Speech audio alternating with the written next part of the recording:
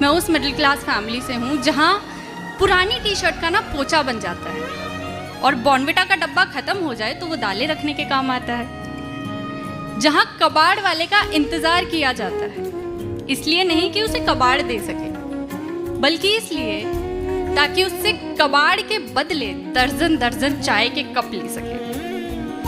हमारे यहाँ ना टी और स्नैक्स नहीं होते, हमारे यहाँ होते हैं चाय और बिस्कुट। और हमारे यहाँ होते हैं मम्मी और पापा, हमारे यहाँ मॉम और डैड नहीं होते। मैं उस मिडिल क्लास फैमिली से हूँ जहाँ हमारे लिए ना हमारे मम्मी पापा को हक करना बहुत बड़ी बात है। और यार मम्मी पापा ना गुरूर है हमारा, और मम्मी पापा का गुरूर है हमारे बढ़िया बढ़िया मार्क्स।